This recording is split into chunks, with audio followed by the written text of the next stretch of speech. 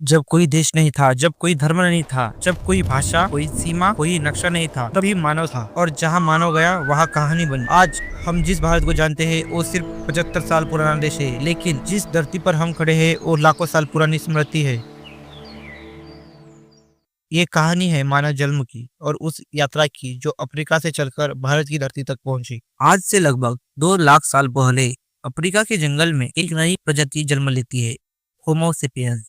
ये हमारे पूर्वज। उस समय पृथ्वी खतरनाक थी, भयानक जानवर, अचानक बदलता मौसम और जीवन का कोई भरोसा नहीं। मानव के पास न नुकीले दांत थे, न तेज पंजे। तो फिर मानव बचा कैसे? उत्तर है बुद्धि। मानव ने सोचने की क्षमता विकसित की, स्मृति बनाई और अनुभव से सीखा। यही वह क्षण था जब जानवर और मानव अलग हुए। अध्याय 2, भूख और बदलता मौसम। इन्हीं दो कारणों ने मानव को यात्रा के लिए मजबूर किया। मानव समूहों में चलता था, नदी के साथ, जंगल के किनारे, पहाड़ों के सहारे। यह सिद्धांत है कि मानव अफ्रीका से चलकर मध्य एशिया होते हुए भारतीय उपमहाद्वीप पहुंचा। भारत क्यों?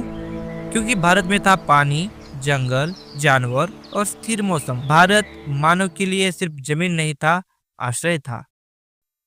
एक दिन किसी ने आग को काबू में कर लिया और उसी पल मानव ने प्रकृति को चुनौती दी। आग ने ठंड से बचाया, जंगली जानवर को दूर रखा और भोजन पकाया। मानव ने पत्थर को तराशा, भाले बनाए, कुल्हाड़ी बनाई। ये औजार सिर्फ हथियार नहीं थे, ये बुद्धि के प्रमाण थे। अब मानव शिकार करता था, पर साथ ही भविष्य की सोच भी रखता था। मध्य भारत में एक स्थान है, भीमबेटका। यहाँ गुफाओं की दीवारों पर लाखों साल पुराने चित्र है। इन चित्र में शिकार है, नृत्य है, जानवर है और समूह है। ये चित्र सिर्फ कला नहीं है, ये प्रमाण है कि मानव अब सिर्फ जीवित नहीं था, वह सोच रहा, वह अपने अनुभव आने वाली पीढ़ियों के लिए छोड़ रहा। यही इतिहास का जन्म था।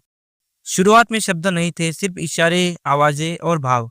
लेकिन जैसे जैसे मानव समूह बहुत बड़ा हुआ, भाषा की जरूरत पड़ी, खतरे की सूचना, शिकार की योजना और भावनाओं की अभिव्यक्ति। यहीं से समाज जन्म लेता है। पुरुष, स्त्री, बच्चे, हर किसी की भूमिका तय होती है। मानव अब अकेला जीव नहीं रहा, वह समूह की पहचान बन गया।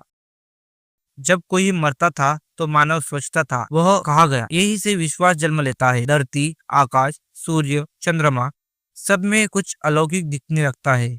यह अनुमान है कि यही से आत्मा और परलोक की अवधारणा शुरू हुई। डर मानव का शत्रु नहीं था, डर ने मानव को सोचने पर मजबूर किया। ये मानव राजा नहीं था, ये मानव योद्धा नहीं था, लेकिन यही मानव हर राजा, हर योद्धा का पूर्वज था। भारत की कहानी यही से शुरू नहीं होती, यही से तेज होती है। अगले भाग में हम देखेंगे कैसे मानव ने शिकार छोड़ खेती अपनाई, कैसे गांव बने और सभ्यता ने कैसे जन्म लिया। ये सिर्फ इतिहास नहीं, ये हम है। अगर आपको इतिहास नहीं सच जानना है तो इस श्रृंखला को, इस सीरीज को आगे बढ़ाइए, क्योंकि भारत की कहानी अभी शुरू हुई है।